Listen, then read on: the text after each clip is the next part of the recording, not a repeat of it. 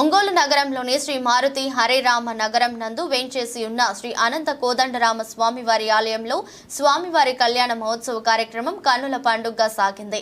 లోక కళ్యాణార్థం ఏర్పాటు చేసిన కళ్యాణ మహోత్సవ కార్యక్రమంలో భక్తులు విశేషంగా పాల్గొని స్వామివారి కళ్యాణాన్ని కన్నులారా వీక్షించారు.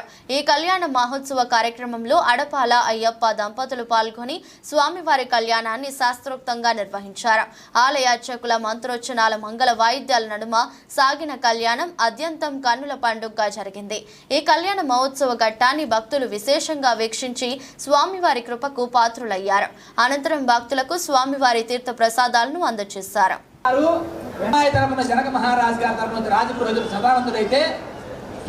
వశిష్ఠ మహర్షి చెప్పడం మొదలు పెట్టాడు.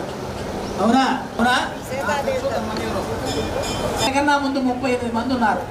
ఎంతమంది ఉన్నారు? రూపమైన పరబ్రహ్మ గారి నుంచి చతుర్ముఖ బ్రహ్మ గారు జన్మించి విభుక్షు కుమారుడు బాణుడు, బాణుడు యొక్క కుమారుడు అసురుడు కుమారుడు సగరుడు, సగడు కుమారుడు అసమంజసుడు, సుదర్శనుడు, ఆ సుదర్శను యొక్క కుమారుడు అగ్నిదేవుడు, అగ్నిభావుడు, నా భావుడు యొక్క కుమారుడు అజుడు, అజమహారాజు యొక్క కుమారుడు. రాముడు వారి యొక్క తరపున వశిష్ఠ మహర్షి గారు 30 ఓకేనా ఈ కుమార్తెను కూడా వారి తమ్ములైనటువంటి కన్యాదానం చేద్దాం.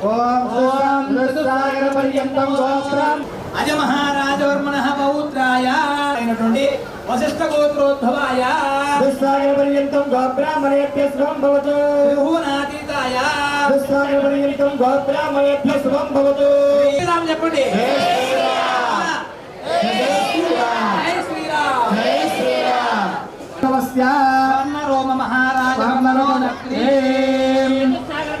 గోబ్రాహ్మణేభ్యః శుభం భవతు. గోబ్రాహ్మణేభ్యః శుభం భవతు. దుస్సాగరపర్యంతం గోబ్రాహ్మణేభ్యః శుభం భవతు. ఏం చేస్తున్నావు?